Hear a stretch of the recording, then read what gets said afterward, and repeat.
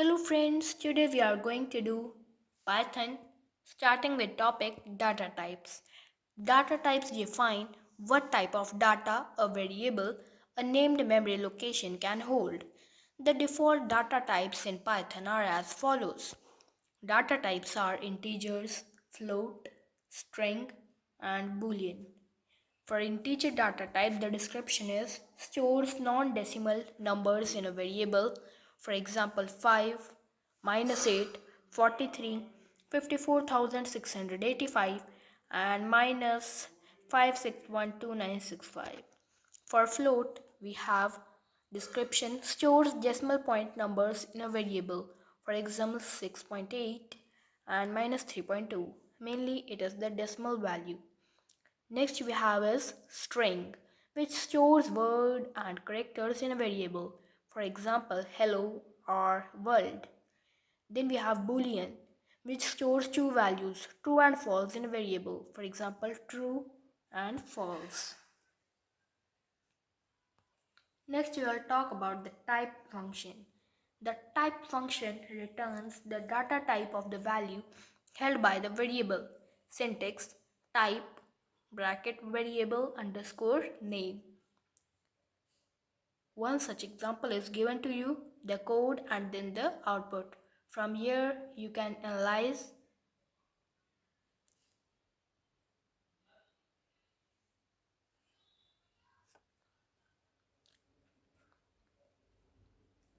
Next we will talk about typecasting. Typecasting refers to changing the data type of a variable into another. Typecasting to integer. The int function is used to typecast the value of a variable into integer. It converts the following data type into integer. Float by removing the decimal point and everything after it. String only if string represents a number. Boolean by converting true to 1 and false to 0. Syntax integer bracket variable underscore name. One such example is given to you. First the code and then the output. From here you can analyze it.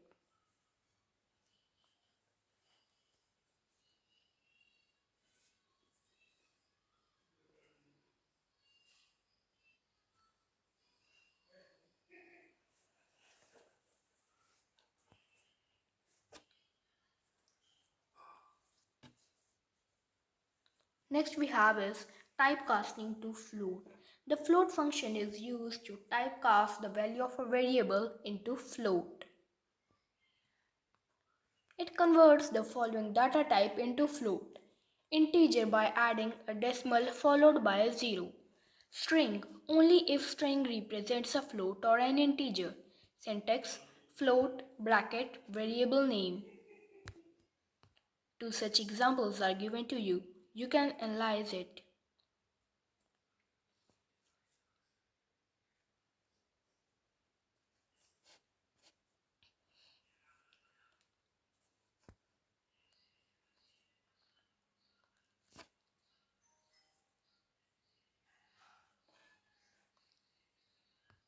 Next we'll talk about typecasting to string. The string function or str function is used to typecast the value of a variable into string. It converts all the data types including float, integer, boolean into a string. Syntax will be str variable name. One such example is given to you. Analyze it.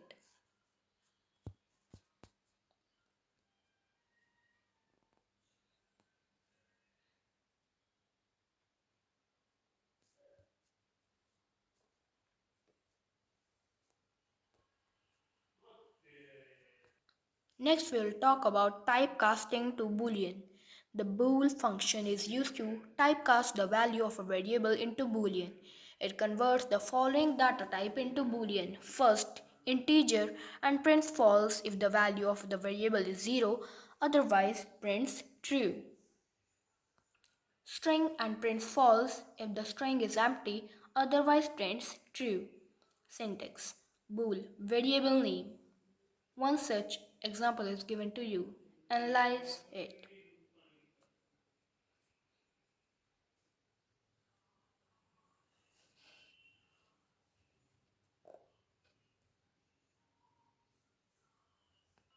Now we'll learn about the difference between string and boolean.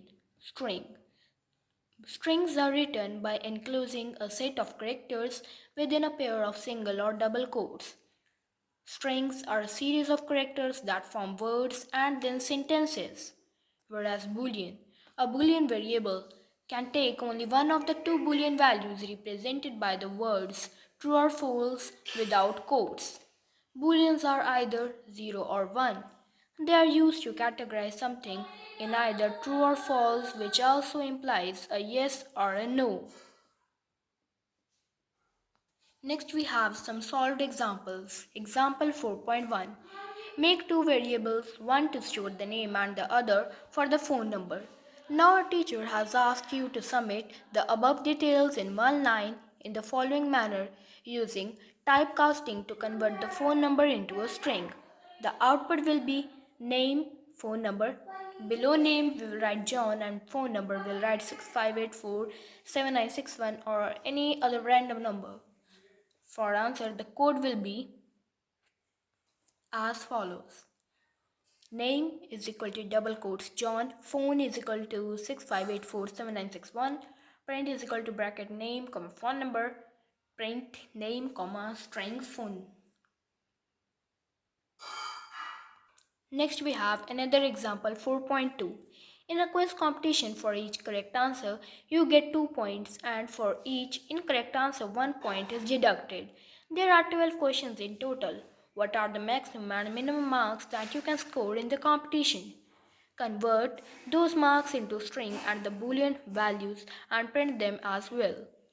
Output will be maximum marks is equal to 24, boolean value true, minimum marks is equal to minus 12, boolean value is equal to true. For that, the code will be as follows. Number of questions is equal to 12. Max score is equal to number of questions into 2. Min score is equal to number of questions into minus 1. Print max marks is equal to string max score. Print boolean value is equal to boolean max score. Print minimum marks is equal to string minimum score. Print boolean value is equal to bool min score. Students, next we will talk about some mathematical tools in Python or the maths library. The Python math library provides common math functions that can be used for complex mathematical computations. Math library contains functions such as ceil, floor, factorial, etc. We need to import the math library into our Python program before we can use the functions. Here is how we import the library. Syntax: import math. Here are a few useful mathematical functions used in daily computations. The first one is the ceil function. The ceil comes from the word ceiling. As the name suggests, ceil function rounds the number to the nearest integer, that is the smallest integer greater than or equal to that number, and returns the value. Syntax: ceil bracket value. The floor function. As the name suggests, the floor function rounds the number down to the nearest integer, that is the largest integer, not greater than the number, and returns the value. Syntax: floor bracket value. Here is a code for that and then the output. First, import math. Number is equal to 1.66617. Ceil is equal to math ceil dot number. Floor is equal to math dot floor number. Print number rounded up to ceil is double quotes comma ceil. Print number rounded down to floor is floor. Output is number rounded up to cell is 2, number rounded down to floor is 1. Then next we have the round function. The round function returns a float value by rounding off to the decimal place that we give as input. The function takes into values the number we want to round off and the decimal places we want to round to. That is the number of digits after the decimal point. The default number of decimals is 0, that is the function will return to the nearest integer. Syntax: round bracket float value digits after decimal point. code and then the output. Analyze it.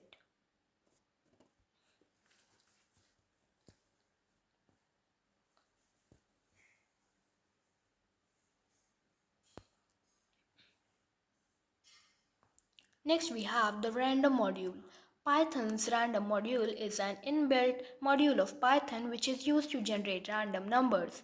Random module contains functions like random, randint, etc.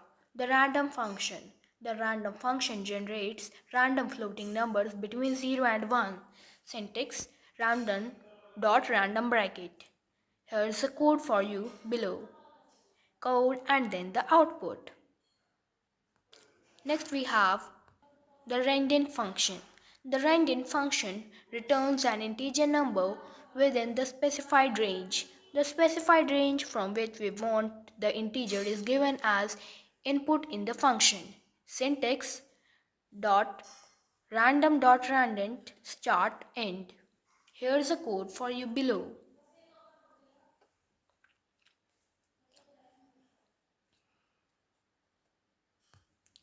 Students, here are some solved examples too for your practice. Example 5.1. Prepare your report card, store your name and marks in 5 subjects in different variables and calculate your percentage of marks. Now display the following data as well.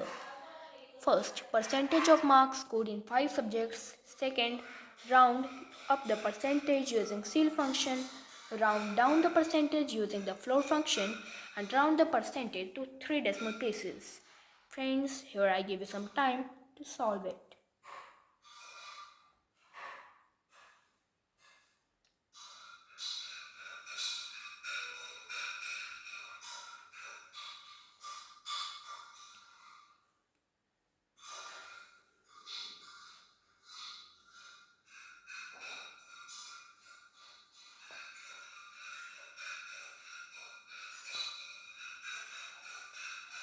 Your time is up.